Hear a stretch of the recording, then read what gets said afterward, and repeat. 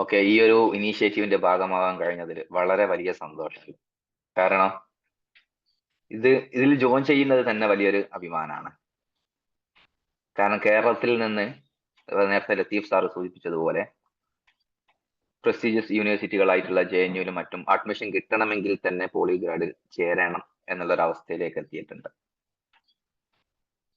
കാരണം ലീഡിംഗ് ആയിട്ടുള്ള ഇപ്പം 23 സ്റ്റുഡൻസിൽ 20 പേര് എന്നൊക്കെ പറയുമ്പോൾ എത്രത്തോളമാണ് ഇതിന്റെ ഒരു ഇൻഫ്ലുവൻസ്, അല്ലെങ്കിൽ ഇത് കൊടുക്കുന്ന, കാരണം ഒരുപാട് ഇൻസ്റ്റിറ്റ്യൂട്ടുകൾ ഉണ്ടാവും, അതിൽ നിന്ന് ഇത്രത്തോളം ഒരു പൂർണ്ണമായിട്ടുള്ള ഒരു കൃത്യമായിട്ടൊരു ആധിപത്യം എന്ന് തന്നെ പറയാം. ഒരു സെൻട്രൽ യൂണിവേഴ്സിറ്റിയിൽ അല്ലെങ്കിൽ ഏറ്റവും ലീഡിംഗ് യൂണിവേഴ്സിറ്റിയിൽ അഡ്മിഷൻ കിട്ടണമെങ്കിൽ ഇതിന്റെ ഭാഗമായി മാറണം എന്നൊരവസ്ഥയിലേക്ക് വളരെ ചുരുങ്ങിയ വർഷങ്ങൾ കൊണ്ട് ഇത് എത്തിപ്പെടാൻ സാധിച്ചിട്ടുണ്ടെങ്കിൽ ഇതിന്റെ അധ്യാപകർ അല്ലെ ഇതുമായിട്ട് ബന്ധപ്പെട്ട ആളുകൾ, സ്റ്റുഡൻസ് ഒക്കെ ഇതിനു വേണ്ടി എടുക്കുന്ന എഫേർട്സുകൾ എത്രത്തോളം വലുതാവുമെന്ന് നമുക്ക് മനസ്സിലാക്കാം. പിന്നെ ഇതിൽ ഏറ്റവും കൂടുതൽ വേണ്ടത് ഇതിന്റെ ഭാഗമായിട്ട് പല യൂണിവേഴ്സിറ്റികളിൽ എത്തിയവർ തന്നെ ഇനി വരാൻ പോകുന്നവരുടെ ഒരു ഹെൽപ്പ് ആവുക, ഒരു കൈത്താങ്ങാവുക. ഈ ഒരു നെറ്റ്വർക്കിലൂടെയാണ് നമുക്ക് പലപ്പോഴും പുതിയ പുതിയ മേഖലകൾ കണ്ടെത്താനും അതനുസരിച്ച് എത്തിപ്പെടാനും സാധിക്കുള്ളൂ. കാരണം നമ്മുടെ വിഷൻസ് പലപ്പോഴും തീരുമാനിക്കപ്പെടുന്നത് നമ്മുടെ ഈ ഒരു ഫ്രണ്ട് സർക്കിളിലൂടെ ആയിരിക്കും. നമ്മൾ ആരാവണം, നമ്മുടെ ലക്ഷ്യങ്ങൾ എന്താവണം, നമ്മുടെ ജീവിതത്തിൽ ഇനി എന്ത് പഠിക്കണം, ആ പഠിക്കുന്നത് തന്നെ എവിടെ പഠിക്കണം, അത് നമുക്ക് എത്തിപ്പെടാൻ സാധിക്കുമോ, നമുക്ക് ലഭ്യമാകുമോ, ഇതൊക്കെ തീരുമാനിക്കാൻ ഏറ്റവും പ്രധാനപ്പെട്ടത് നമ്മൾ ഏത് നെറ്റ്വർക്കിലാണ് ഉള്ളത് എന്നതാണ്. നമുക്കിപ്പോൾ പൊളിറ്റിക്കൽ സയൻസ് അല്ലെങ്കിൽ ഇന്റർനാഷണൽ റിലേഷൻസ് അതുമായിട്ട് ബന്ധപ്പെട്ട കോഴ്സുകൾ ഒരുപക്ഷെ കേരളത്തിലും അവൈലബിൾ ആയിരിക്കും, പല സ്ഥലത്തും. പിന്നീട് എന്തുകൊണ്ട് നമ്മുടെ നാട് വിട്ട് വീട് വിട്ട് ഒരുപാട് റിസ്കുകൾ എടുത്ത്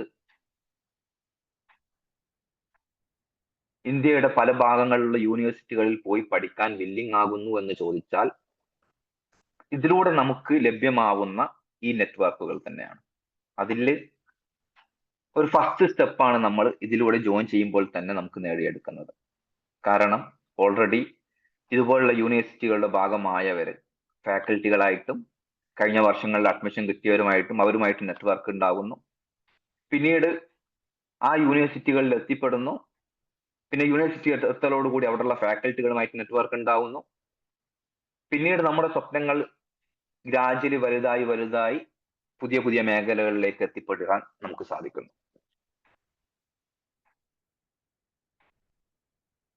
അപ്പൊ നമ്മള് സ്കില്ല് നമ്മൾ തിരിച്ചറിയുന്നത്,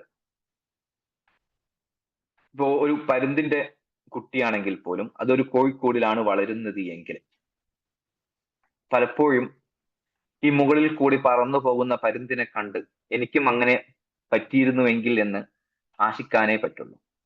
അപ്പൊ നമ്മൾ ഏത് നെറ്റ്വർക്കിലാണോ വളരുന്നത് എന്നത് വളരെ ഇമ്പോർട്ടന്റ് ആണ്. കാരണം നമ്മുടെ സ്വന്തം കഴിവ്, നമുക്ക് വലിയ കഴിവുകളൊന്നും ആവശ്യമില്ല, നമുക്ക് പല കാര്യങ്ങളും നേടിയെടുക്കാൻ നമുക്കുള്ള കഴിവുകൾ തന്നെ മതി.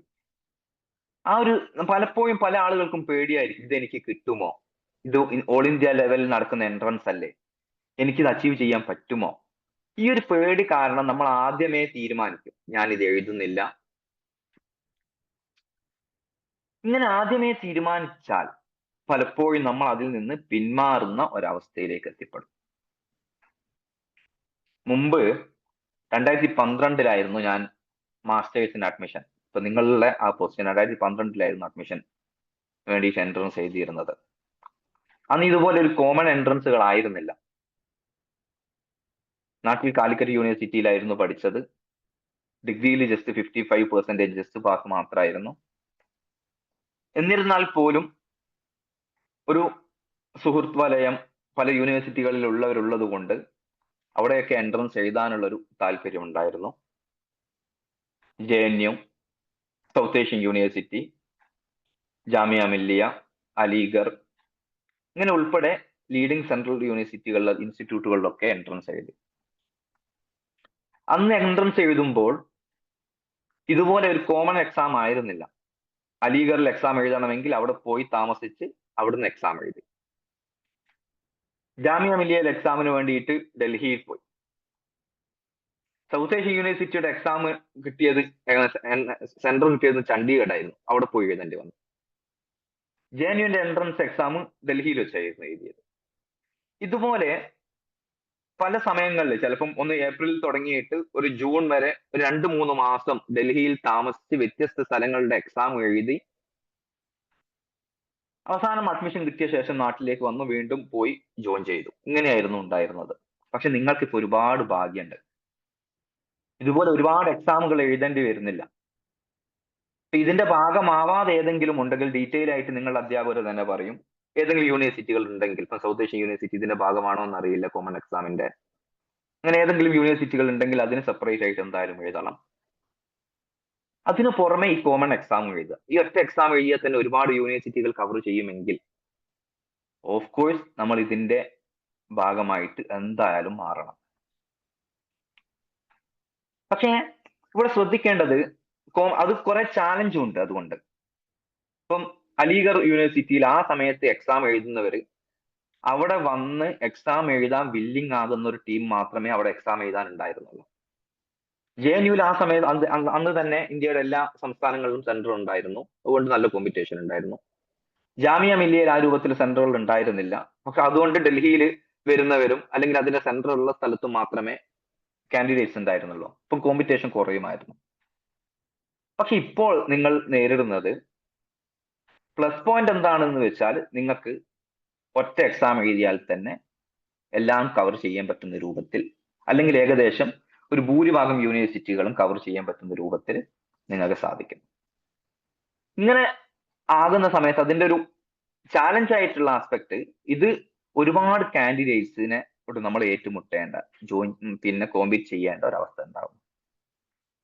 അപ്പൊ നമ്മൾ ഇതിനെ സീരിയസ് ആയിട്ട് അപ്രോച്ച് ചെയ്യണം. കാരണം ജസ്റ്റ് എക്സാം എഴുതി അതിൽ ഏതെങ്കിലും ഒരു ലെവൽ റാങ്കിങ്ങിൽ വന്നത് കൊണ്ട് മാത്രം കാര്യമില്ല. നമ്മൾ ഇതിന്റെ ഏറ്റവും ലീഡിംഗ് ആയിട്ടുള്ള യൂണിവേഴ്സിറ്റികൾ തന്നെ ഫോക്കസ് ചെയ്ത് പഠിക്കണം.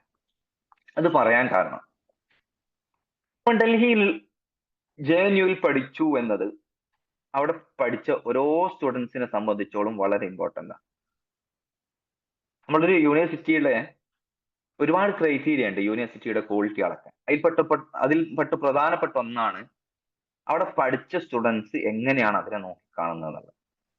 നിങ്ങൾ JNU പഠിച്ച ആരോടും ഡിസ്കസ് ചെയ്ത് നോക്കിയാൽ അവർക്ക് അതിലൊരു നെഗറ്റീവ് ഫീലിംഗ് ഉണ്ടാവില്ല. ഞാൻ 2 കൊല്ലം ഇവിടെ പഠിച്ചിട്ട് എന്റെ ജീവിതം വേസ്റ്റ് ആയല്ലോ, അല്ലെങ്കിൽ 2 കൊല്ലം എന്റേത് വേസ്റ്റ് ആയി, ഇതിന് പകരം വേറെ ഏതെങ്കിലും യൂണിവേഴ്സിറ്റിയിൽ പഠിച്ചാൽ മതിയായിരുന്നു എന്നൊരു ഫീലിംഗ് JNU പഠിച്ചവർക്ക് ഉണ്ടാവില്ല. കാരണം ആ രൂപത്തിൽ അക്കാഡമിക്കലി താല്പര്യമുള്ളവർക്ക്, നിങ്ങൾ ഒരു വിഷയത്തെ ക്രിട്ടിക്കലായിട്ട് അപ്രോച്ച് ചെയ്യാനാണ് താല്പര്യപ്പെടുന്നത് എങ്കിൽ സോഷ്യൽ സയൻസിന്റെ ഏത് സബ്ജക്റ്റുകളും, ഇന്റർനാഷണൽ റിലേഷൻസ് ആയാലും പൊളിറ്റിക്കൽ സയൻസും ഹിസ്റ്ററി, സോഷ്യോളജി, ഇതിൽ ഇന്ത്യയിൽ ഏറ്റവും ലീഡിംഗ് ആയിട്ടുള്ള എക്സ്പേർട്ടുകൾ, മറ്റു യൂണിവേഴ്സിറ്റികളിൽ നിന്ന് റെഫർ ചെയ്യുന്ന പുസ്തകങ്ങൾ എഴുതിയ അധ്യാപകര്, അവർ നമ്മളെ നേരിട്ട് പഠിപ്പിക്കുന്നു. അവർ റെഫർ ചെയ്ത പുസ്തകങ്ങൾ, ഇപ്പം കാൾ മാർക്സിന്റെ അല്ലെങ്കിൽ മാർക്സിസം പഠിക്കുന്നുണ്ടെങ്കിൽ മാർക്സിസത്തെ കുറിച്ച് മറ്റുള്ളവർ എഴുതിയ പുസ്തകങ്ങൾ വായിക്കുന്നതിന് പുറമെ കാൾ മാർക്സിന്റെ രചനകൾ തന്നെ, അല്ലെങ്കിൽ അതിന്റെ ഫസ്റ്റ് പ്രൈമറി ബുക്സുകൾ തന്നെ വായിച്ച് അതിനെ അനലൈസ് ചെയ്യുന്നു. ഇപ്പൊ ഇന്റർനാഷണൽ റിലേഷൻസ് ആണെങ്കിൽ ഒരു ടെക്സ്റ്റ് ബുക്ക് വായിച്ചിട്ട് അല്ലെങ്കിൽ ഏതെങ്കിലും ഗൈഡ് ബുക്ക് വായിച്ചിട്ട് അതിന്റെ തിയറികൾ മനസ്സിലാക്കുന്നതിന് അല്ലാതെ ഇപ്പൊ റിയലിസം, ലിബറലിസം, ഓരോ തിയറികൾക്കും ഏതാണോ അതിൽ ഏറ്റവും പ്രധാനപ്പെട്ട സ്കോളർ, അവരുടെ ഏറ്റവും പ്രധാനമായിട്ട് ഇതുമായി കോൺട്രിബ്യൂട്ട് ചെയ്ത വർക്കുകൾ എന്താണോ ആ വർക്കുകൾ വായിച്ചിട്ടാണ് ഈ വിഷയങ്ങൾ പഠിക്കുന്നത്. ഇപ്പൊ റിയലിസത്തിന് ഏറ്റവും പ്രധാനപ്പെട്ട സ്കോളർ ആരാണോ അവരുടെ ഏറ്റവും പ്രധാനപ്പെട്ട വർക്ക് എന്താണോ അതാണ് ക്ലാസ്സിൽ നമ്മൾ പഠിക്കേണ്ടത്. ഇങ്ങനെ ഏറ്റവും പ്രധാനപ്പെട്ട വർക്കുകൾ വായിച്ചിട്ട് ഏറ്റവും വലിയ രൂപത്തിൽ തന്നെ ഓരോ വിഷയങ്ങളുമായിട്ട് എൻഗേജ് ചെയ്ത് നമ്മൾ പഠനം നടത്തുന്നു എന്നുള്ളതാണ് ഇതിനെ മുന്നോട്ട് വെക്കുന്ന ഏറ്റവും പ്രധാനപ്പെട്ട ഒരു കാര്യം.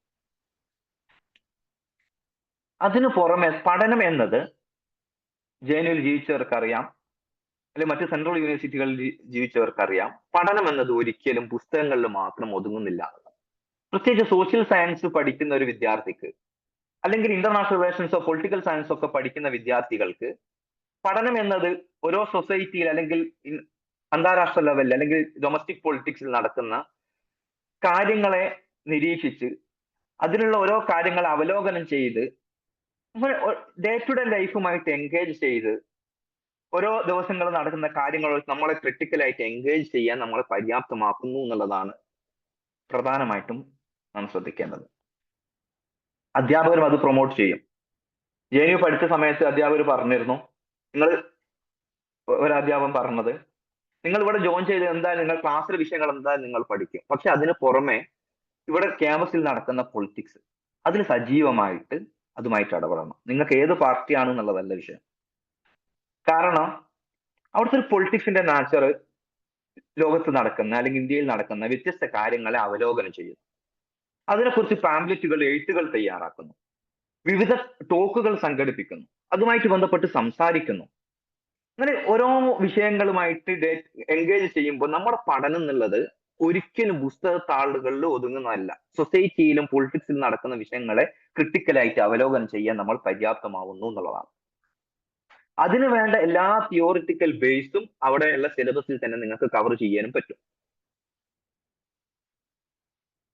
അപ്പൊ ബോത്ത് പ്രാക്ടിക്കൽ ലെവലിലും തിയോറിറ്റിക്കൽ ലെവലിലും നിങ്ങൾ ഏറ്റവും മികച്ച രീതിയിൽ എത്തിപ്പെടും. അതുകൊണ്ട് തന്നെയാണ് പിന്നീട് നമ്മുടെ നാട്ടിലുള്ള പൊളിറ്റിക്കൽ പാർട്ടീസ്, അത് ഏത് പൊളിറ്റിക്കൽ പാർട്ടി ആണെങ്കിൽ തന്നെ, പ്രത്യേകിച്ച് ഞാൻ പേര് പറയേണ്ട ആവശ്യമില്ലല്ലോ, അതിന്റെയൊക്കെ ലീഡർഷിപ്പ് റോളിലേക്ക് ഇതുപോലെ സെൻട്രൽ യൂണിവേഴ്സിറ്റിയിൽ പഠിച്ചിറങ്ങുന്നവർ എത്തിപ്പെടുന്നത് ആ രൂപത്തിലൊരു സ്കില്ല് അവർക്ക് ഉണ്ടാവുന്നത് കൊണ്ടാണ്. പൊളിറ്റിക്സ് മാത്രമല്ല കേട്ടോ, നിങ്ങൾ ഇന്ത്യയിലെ ലീഡിംഗ് ആയിട്ടുള്ളപ്പം ഫിനാൻസ് മിനിസ്റ്റർ അല്ലെങ്കിൽ ഫോറിൻ മിനിസ്റ്റർ ഇവരൊക്കെ JNU നിന്ന് പഠിച്ചിറങ്ങിയതാണ്. അപ്പൊ ഒരു വലിയ നെറ്റ്വർക്കിന്റെ, നിങ്ങളിപ്പം പോളിഗ്രാഡ് പറഞ്ഞതുപോലെ തന്നെ പോളിഗ്രാഡിൽ പഠിച്ചവർ വ്യത്യസ്ത യൂണിവേഴ്സിറ്റിയിൽ എത്തുന്നു എന്ന് പറഞ്ഞല്ലോ. ഇതുപോലെ സെൻട്രൽ യൂണിവേഴ്സിറ്റിയിൽ നിന്ന് പഠിച്ചിറങ്ങുന്നവരാണ് പിന്നീട് ഇന്ത്യയെ ലീഡ് ചെയ്യുന്ന ഏറ്റവും പ്രധാനപ്പെട്ട റോളുകളിൽ എത്തിപ്പെടുന്നത്. നിങ്ങൾ ഇമേജിൻ ചെയ്യേണ്ടത് ആഫ്റ്റർ 20 years ഞാനും ഈ രൂപത്തിൽ ഒരു ലീഡിംഗ് പോസ്റ്റിലേക്ക് എത്തേണ്ടവരാണ് എന്നൊരു ബോധ്യം നിങ്ങൾക്ക് ഉണ്ടെങ്കിൽ ആ രൂപത്തിലുള്ള ഒരു സ്റ്റെപ്പ്, ചെറിയ റിസ്ക് നിങ്ങൾ ഇപ്പോഴേ എടുക്കേണ്ടി വരും. റിസ്ക് കൊണ്ട് ഉദ്ദേശിക്കുന്നത്, ഒന്ന്, നിങ്ങൾ വളരെ ടൈം ഇതിനു വേണ്ടി ചെലവഴിച്ച് പ്രിപ്പയർ ചെയ്യണം. പിന്നെ അതുപോലെ നിങ്ങൾ വീട്ടിൽ നിന്ന് അല്പം വിട്ടു നിൽക്കേണ്ടി വരും. ഇപ്പൊ ഇതിലുള്ള അറ്റൻഡ് ചെയ്ത ഒരുപാട് പേര് ഓൾറെഡി പല സ്ഥലങ്ങളിൽ പഠിക്കുന്നവരായിരിക്കും, ഡൽഹി യൂണിവേഴ്സിറ്റിയിൽ മറ്റൊക്കെ പഠിക്കുന്നവരായിരിക്കും. നിങ്ങൾക്ക് ഇതിനെ കുറിച്ച് എന്തായാലും അറിയാം. പക്ഷെ ഇനി ഇതിനു കൂടെ മറ്റൊന്ന് ഓർമ്മപ്പെടുത്തേണ്ടത്, JNU ജീവിച്ച് ഒരു 9 വർഷം ഞാൻ അവിടെ ഉണ്ടായിരുന്നു. ആ ഒരു എക്സ്പീരിയൻസ് എന്ന് പറയാണ്, ഒരിക്കലും നമുക്ക് അക്കാഡമിക് ഇന്ത്യയിൽ ഏറ്റവും ലീഡിംഗ് ആയിട്ട് നിങ്ങൾക്ക് ലഭിക്കും. ഇപ്പൊ പുറത്തുള്ള ഒരു ഇമേജ് പോലെ, ഇപ്പൊ ജസ്റ്റ് പൊളിറ്റിക്സ് എന്നുള്ള രൂപത്തിലുള്ള ഇമേജ് ആയിരിക്കില്ല. ഏറ്റവും ലീഡിംഗ് ആയിട്ട് നിങ്ങൾ പഠിക്കുക എന്നുള്ളത് ഫുൾ ടൈം ഏറ്റവും മികച്ച രൂപത്തിൽ തന്നെ ഇന്ത്യയിൽ വെച്ച് ഏറ്റവും മികച്ച പഠന അവസരം തന്നെ നിങ്ങൾക്ക് ലഭിക്കും. അതുകൊണ്ടാണ് പഠിക്കാൻ താല്പര്യമുള്ളത്, ഇപ്പം കോമൺ എൻട്രൻസ് എക്സാം എഴുതുന്ന ഏറ്റവും മുമ്പിലെത്തുന്ന 100 പേരിൽ അധികം ആൾക്കാരും സെലക്ട് ചെയ്യുക JNU ആയിരിക്കും. എന്തുകൊണ്ട് എന്ന് വെച്ചാൽ ആ രൂപത്തിലുള്ള ഒരു പഠന അവസരം അവിടെ ഉണ്ട് എന്നുള്ളതാണ്. പക്ഷേ ഇപ്പൊ ഇന്ത്യയിൽ നിന്നുള്ള മറ്റ് ഇൻസ്റ്റിറ്റ്യൂട്ടുകൾ, IIT-കൾ അല്ലെങ്കിൽ IIM, ആ രൂപത്തിൽ ഇൻസ്റ്റിറ്റ്യൂട്ട് ഒക്കെ കമ്പയർ ചെയ്ത് നോക്കുമ്പോൾ ഇതിനുള്ള ഒരു അഡ്വാൻറ്റേജ് നിങ്ങളെ പഠനവും ലൈഫും വളരെ ബാലൻസ്ഡ് ആയിട്ട് കൊണ്ടുപോകുന്നതാണ്. ഇപ്പൊ നമ്മൾ അവിടെ താമസിക്കുമ്പോൾ പറയാറുണ്ട്, ഇപ്പം കാവേരി ഒരു ഹോസ്റ്റലിൽ നിങ്ങൾക്ക് അവിടുന്ന് ലൈബ്രറിയിലേക്കും വഴിയുണ്ട്, ഗംഗാധാബയിലേക്കും വഴിയുണ്ട്. അത് ഏത് വഴി സ്വീകരിക്കണം അല്ലെങ്കിൽ അത് തമ്മിൽ എങ്ങനെ ബാലൻസ് ചെയ്യണം എന്നുള്ളത് നിങ്ങൾ തീരുമാനിക്കുക. നമുക്ക് ആളുകളായിട്ട് എൻഗേജ് ചെയ്യാൻ, അല്ലെങ്കിൽ പുസ്തകം എടുത്ത് വായിക്കാൻ, പിന്നെ അല്ലെങ്കിൽ അവിടെയുള്ള ക്യാമ്പസ് ലൈഫ്, പിന്നെ ഹോസ്റ്റൽ നൈറ്റുകൾ, പിന്നെ അല്ലെങ്കിൽ ഓരോ ധാബുകളിലും വെച്ച് നടക്കുന്ന ഡിസ്കഷൻസുകൾ, കൾച്ചറൽ പ്രോഗ്രാംസ്, അത് തന്നെ വ്യത്യസ്തമായിട്ടുള്ള സംസ്ഥാനങ്ങളിൽ നിന്ന് വരുന്നവർ അവരവരുടെ കൾച്ചറൽ പ്രോഗ്രാംസ്, അതോടുകൂടി രൂപപ്പെടുന്ന നമ്മുടെ ഒരു ഫ്രണ്ട് സർക്കിള്. അപ്പൊ നമ്മുടെ ലൈഫ് എന്ന് വെച്ചാൽ ഒരിക്കലും ഒരു ടെൻസ്ഡ് ആയിട്ടുള്ള അല്ലെങ്കിൽ പഠന ഭാരം കൊണ്ട് അല്ലെങ്കിൽ ആ രൂപത്തിൽ ബുദ്ധിമുട്ടുന്ന ഒരു ലൈഫ് ആയിരിക്കില്ല. എൻജോയ് ചെയ്ത് നമുക്ക് ജീവിക്കാൻ പറ്റുന്ന ഒരു സ്ഥലമാണ് ഈ രൂപത്തിലുള്ള ക്യാമ്പസുകൾ. വർക്ക് ലോഡ് ഒരുപാട് ഉണ്ടാകും, ശരിയാണ്. പക്ഷെ ആ വർക്ക് ലോഡ് നിങ്ങൾക്ക് ഉണ്ടെങ്കിൽ പോലും ആ ഒരു പ്രഷർ നിങ്ങളെ പിന്നെ പല IIT-കളിലൊക്കെ ഉണ്ടാകുന്നത് പോലെ പഠനത്തോട് ഒരു മടുപ്പ് തോന്നുന്ന അല്ലെങ്കിൽ ക്യാമ്പസിനോട് ഒരു മടുപ്പ് തോന്നുന്ന അവസ്ഥ ഒരിക്കലും ഉണ്ടാകില്ല. ക്യാമ്പസ് നിങ്ങൾക്ക് ആസ്വദിക്കാൻ പറ്റും. ഇപ്പം മെസ്സിൽ തന്നെ ഇപ്പൊ ഫുഡ് കഴിക്കാൻ നിങ്ങൾ ഇരുന്നാല് ഇപ്പം 12 12:30 മുതൽ 2 മണി വരെയാണ് ടൈം എങ്കിൽ ചിലപ്പം 12:30 അവിടെ എത്തിയാൽ പോലും നമ്മൾ ഓരോ ഫ്രണ്ട്സുകളിൽ ചിലപ്പോൾ ഒരുമിച്ച് വന്നിരിക്കും, ഓരോ വിഷയങ്ങൾ ചർച്ച ചെയ്യും. അങ്ങനെ ചിലപ്പം 12:30 ഇരുന്നാലും ചിലപ്പോൾ 1 മണിയും 1:30 2 ആ രൂപത്തിൽ ആ ഡിസ്കഷൻസ് ആയിരിക്കും നമ്മുടെ ഫ്രണ്ട് സർക്കിൾ ഡെവലപ്പ് ചെയ്യുന്നത്, നമ്മുടെ ഓരോ വിഷയങ്ങളിലെ ക്രിട്ടിക്കൽ അപ്രോച്ച് പിന്നെ ഡെവലപ്പ് ചെയ്യുന്നത് ഇതൊക്കെ ആയിരിക്കും. അപ്പൊ നമ്മളെ പഠനം എന്നുള്ളത് ക്ലാസ് റൂമുകൾക്ക് പുറത്തായിരിക്കും ഏറ്റവും കൂടുതൽ ഉണ്ടാവുക. ലൈബ്രറിക്ക് പുറത്തായിരിക്കും, പുസ്തകങ്ങൾക്ക് പുറത്തായിരിക്കും നമ്മുടെ ക്രിട്ടിക്കൽ തിങ്കിങ്ങും പഠനവും ഏറ്റവും കൂടുതൽ ഉണ്ടാവുക. ഇതുകൊണ്ട് തന്നെ ഒരു പ്രഷർ നമുക്ക് അധികം ഫീൽ ചെയ്യില്ല. നമ്മൾ ഏത് സമയത്ത് നിങ്ങളൊരു ഫ്രണ്ടിനെ കണ്ടാൽ ഓരോ വിഷയങ്ങൾ അവരുമായിട്ട് ചർച്ച ചെയ്യുക, അല്ലെങ്കിൽ ഏതെങ്കിലും ഒരു വ്യക്തിയെ കുറിച്ച് അവൻ ഇങ്ങനെ ചെയ്ത് ഇവൻ ഇങ്ങനെ ചെയ്ത് അങ്ങനെ ആ രൂപത്തിലുള്ള ഒരു സ്വഭാവം നിങ്ങളിൽ നിന്ന് മാറും. ഓരോ ഇഷ്യൂസിനെ ചർച്ച ചെയ്യുന്ന ഒരു അവസ്ഥയിലേക്ക് നിങ്ങൾ എത്തിപ്പെടും എന്നുള്ളതാണ് ഇതിന്റെ ഒരു അഡ്വാൻറ്റേജ്. അതോടുകൂടി ഇപ്പം പൊളിറ്റിക്കൽ സയൻസ് എടുക്കുന്ന അല്ലെങ്കിൽ ഇന്റർനാഷണൽ റിലേഷൻസ് എടുക്കുന്ന ഇതുമായിട്ട് ബന്ധപ്പെട്ട വിഷയങ്ങൾ എടുക്കുന്നവർക്ക് ഏതൊരു വിഷയത്തെക്കുറിച്ച് നിങ്ങളേതായിട്ടുള്ള ഒരു കാഴ്ചപ്പാടുണ്ടാവും. ആ കാഴ്ചപ്പാട് ഒരുപക്ഷെ നിലവിലുള്ള ഏറ്റവും ഡൊമിനന്റ് കാഴ്ചപ്പാടിനെതിരായിരിക്കും. ആ കാഴ്ചപ്പാടുകൾ, നിങ്ങളുടെ വീക്ഷണങ്ങൾ നിങ്ങൾക്ക് പറയാൻ പറ്റും, അത് എക്സ്പ്രസ് ചെയ്യാൻ പറ്റും. ക്ലാസ് റൂമുകളിൽ പറ്റും, ക്ലാസ് റൂമിന് പുറത്ത് പറ്റും, പിന്നെ ലൈബ്രറികളിൽ, പിന്നെ മെസ്സുകളിൽ പറ്റും. ഇപ്പൊ നിങ്ങൾക്കൊരു ആശയമുണ്ട്, ആ ആശയത്തിൽ ഒരു ക്യാമ്പസിൽ മൊത്തം ഒരു 8000 അല്ലെങ്കിൽ 10,000 സ്റ്റുഡൻസ് ഉള്ള ക്യാമ്പസിൽ ഒരു 5 പേരെ നിങ്ങൾക്ക് ആ ആശയത്തിൽ കിട്ടുന്നുള്ളൂ. എന്നിരുന്നാൽ പോലും നിങ്ങൾക്ക് ആശയവുമായിട്ട് ബന്ധപ്പെട്ട് ഒരു സ്റ്റുഡൻറ് സംഘടനയോ ഒരു അസോസിയേഷനോ രൂപപ്പെടുത്തുന്നതിൽ ഒരു തടസ്സവുമില്ല. അതിന്റെ ഒരു ഫ്രീഡം നിങ്ങൾക്ക് ക്യാമ്പസുകളിൽ ലഭിക്കും. നിങ്ങൾ ആശയങ്ങൾ നിങ്ങൾക്ക് രേഖപ്പെടുത്താം. അത് ഏത് എക്സ്ട്രീം ആശയങ്ങളാണെങ്കിൽ പോലും അത് നിങ്ങൾക്ക് രേഖപ്പെടുത്താം. മറ്റുള്ളവർ അതിനെ ഒരുപക്ഷെ തെറ്റ് എന്ന് വിളിക്കും, എന്നാലും പരസ്പരം ഡിസ്കസ് ചെയ്യാം. ആ ആശയങ്ങളോട് പൂർണ്ണമായിട്ട് എതിർപ്പ് നമ്മുടെ നാട്ടിലുള്ള പൊളിറ്റിക്കൽ പാർട്ടീസ്, എല്ലാ പാർട്ടീസുകളും കൂടി ഒരുമിച്ച് ചേർന്നിട്ടാണ് പ്രസിഡൻഷ്യൽ ഡിബേറ്റ് നടക്കുക. അവരവരുടെ വീക്ഷണങ്ങൾ പറയും, പൂർണ്ണമായിട്ട് പരസ്പരം ക്രിട്ടിസൈസ് ചെയ്യും, വളരെ ആവേശപൂർവ്വം പരസ്പരം എന്താണ് മത്സരിക്കും. പക്ഷേ അതൊരു ഫിസിക്കൽ ഫൈറ്റിലേക്ക് നീങ്ങില്ല. ഇത് പ്രസിഡൻഷ്യൽ ഡിബേറ്റിന്റെ ഒരു ദിവസത്തെ കാര്യം മാത്രമല്ല. ഈ ഒരു ക്രിട്ടിക്കൽ എൻഗേജ്മെന്റ്, പരസ്പര സംഭാഷണം, പരസ്പരം അറിയാനും എല്ലാ വീക്ഷണങ്ങളും മനസ്സിലാക്കാനും നമ്മുടെ വീക്ഷണങ്ങൾ മറ്റുള്ളവരിലേക്ക് എത്തിച്ചു കൊടുക്കാനും പുതിയ ക്രിട്ടിക്കൽ തിങ്കിങ് അത് ഡെവലപ്പ് ചെയ്യാനൊക്കെ ഏറ്റവും പ്രധാനമായിട്ടും ഇത് ഉപകരിക്കും. ഇതിനൊക്കെ പുറമെ നമുക്ക് വേണ്ടതാണ് ഇത് കഴിഞ്ഞിട്ട് എന്ത് എന്ന ചോദ്യം, കരിയർ ഓപ്പർച്യൂണിറ്റീസ്. അതിനും നിങ്ങൾ പഠിക്കുന്ന ഇൻസ്റ്റിറ്റ്യൂട്ട് എവിടെയാണ് നിങ്ങൾ പഠിച്ചത് എന്നത് വളരെ പ്രധാനമാണ്. ഒന്ന്, ഞാൻ ആദ്യം പറഞ്ഞതുപോലെ നിങ്ങളുടെ സ്വപ്നങ്ങൾ വളരും. ഏത് ജോലി എനിക്ക് ചെയ്യണം എന്ന, ഇപ്പൊ നിങ്ങളിപ്പോ നാട്ടിൽ പഠിക്കുന്ന സമയത്ത് ഒരു പക്ഷേ PSCക്ക് വേണ്ടി പ്രിപ്പയർ ചെയ്യുന്ന ഒരുപാട് പേര് കേരളത്തിലുണ്ട്. പക്ഷെ നിങ്ങൾ സെൻട്രൽ യൂണിവേഴ്സിറ്റി എത്തുമ്പോൾ PSC എന്നുള്ള സ്വപ്നം മാറിയിട്ട് പലപ്പോഴും UPSC എന്ന രൂപത്തിലാണ് അധിക പേരുണ്ടാവുക. ഇപ്പൊ JNU ലൈബ്രറിയിൽ പോയി നോക്കിയാൽ ഒരു ഹാള് നിറയെ റീഡിംഗ് റൂംസുകളുണ്ട്. ആ ഹാള് നിറയെ പലപ്പോഴും UPSC ആസ്പിറൻസ് തന്നെയാണ് ഉണ്ടാവുക. അവിടുന്ന് പഠിച്ചിറങ്ങുന്ന നിങ്ങളുടെ ക്ലാസ്മേറ്റ്സ് ആയിരിക്കും. ഇപ്പൊ എന്റെ കൂടെ MAക്ക് പഠിച്ചവരിൽ 11 പേര് UPSC ക്ലിയർ ചെയ്തു തരാം, IAS ക്ലിയർ ചെയ്തു തരാം. 11 പേര് എന്റെ MA ക്ലാസ്മേറ്റുകളിൽ. നിങ്ങളുടെ കൂടെ പഠിച്ചവരായിരിക്കും പല സ്ഥലത്ത് പിന്നീട് കളക്ടറും പിന്നെ ഇന്ത്യയുടെ പ്രധാനപ്പെട്ട തസ്തികകളിലും മറ്റൊക്കെ എത്തിപ്പെടുന്നവർ. ഈ ഒരു നെറ്റ്വർക്ക് നിങ്ങൾക്ക് ബിൽഡ് ചെയ്യാൻ ഇത് സഹായിക്കും. ആ ഒരു നെറ്റ്വർക്ക് എന്ന് മാത്രമല്ല, ആ ലെവലിലേക്ക് നിങ്ങളും നീങ്ങും എന്നുള്ളതാണ് ഇതിന്റെ പ്രധാനപ്പെട്ട ഒരു കാര്യം. എല്ലാവരും പഠിക്കുന്ന സമയത്ത് ഇപ്പം ആദ്യമേ UPSC ആസ്പിറൻസ് ആയിട്ട് JNUവിൽ വന്നിട്ട് അത് തുടരുന്നവരുണ്ട്. അല്ലെങ്കിൽ JNUവിൽ വന്ന് എല്ലാവരും പ്രിപ്പയർ ചെയ്യുന്ന സമയത്ത് അതിന്റെ ഭാഗമായിട്ട് മാറുന്നവരുണ്ട്. ആ കോമ്പറ്റേറ്റീവ് എക്സാമുകൾക്ക് നിങ്ങളെ പര്യാപ്തമാക്കുന്ന ഒരു അവസ്ഥ ഉണ്ടാവുന്നില്ല. ഇത് നമ്മുടെ നാട്ടിലിരുന്നാലും പ്രിപ്പറേഷൻ നടക്കില്ലേ എന്നൊരു ചോദ്യമുണ്ട്. ഇപ്പൊ നമ്മുടെ നാട്ടില് കേരളത്തിലെ യൂണിവേഴ്സിറ്റികളിലെ ഏറ്റവും പ്രധാനപ്പെട്ട ഒരു തടസ്സം എന്താണെന്ന് ചോദിച്ചാൽ, രാവിലെ 10 മണിക്ക് ക്ലാസ് തുടങ്ങും, പിന്നെ ഒരു 4-5 മണിക്ക് ക്ലാസ് കഴിയും, സ്റ്റുഡൻസ് വീട്ടിലേക്ക് പോകും അല്ലെങ്കിൽ ഹോസ്റ്റലിൽ പോകും. അതോടുകൂടി അവരുടെ പഠനം ഏകദേശം നിൽക്കും. അല്ലെങ്കിൽ പിന്നീട് ലൈബ്രറിയിലേക്ക് വരികയാണെങ്കിൽ പോലും ലൈബ്രറിയിലുള്ള പുസ്തകങ്ങൾ എടുത്ത് വായിക്കും, എന്തെങ്കിലും ക്ലാസിന്റെ വർക്കുകൾ ഉണ്ടാവും അത് ചെയ്യും. അങ്ങനെ പഠിക്കാൻ വലിയ താല്പര്യമുള്ളവരാണെങ്കിലും ആ രൂപത്തിൽ ചെയ്യും. എന്നിരുന്നാൽ പോലും നമ്മുടെ JNUവിലും പിന്നെ കേരളത്തിലുള്ള കമ്പയർ ചെയ്യുമ്പോൾ JNUവിലുള്ള ഒരു റീഡിംഗ് റൂം ഫെസിലിറ്റീസ് ആ രൂപത്തിൽ പഠിക്കാനുള്ള ഇൻഫ്രാസ്ട്രക്ചർ ഫെസിലിറ്റീസ് ഇല്ല കേരളത്തിൽ.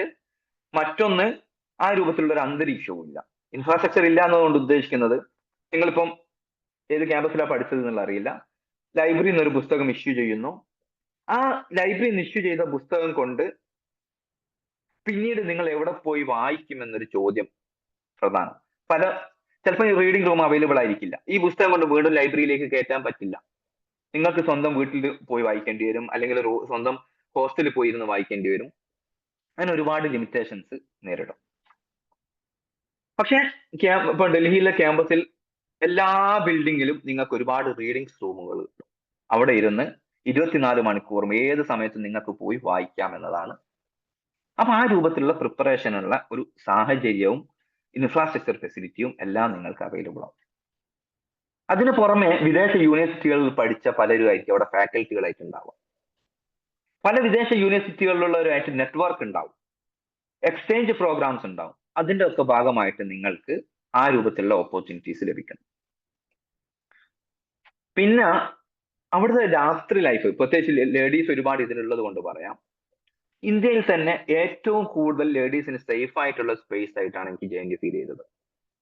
നിങ്ങൾക്ക് ഏത് സമയത്തും ഇപ്പൊ രാത്രി ലൈബ്രറിയിൽ 2 മണി 3 മണി വരെ ലൈബ്രറിയിൽ നിന്ന് വായിച്ച് ഒറ്റക്ക് നിങ്ങൾ ഹോസ്റ്റലിലേക്ക് നടന്നു പോവുകയാണെങ്കിലും നിങ്ങൾക്ക് ഒന്നും പേടിക്കേണ്ടതില്ല.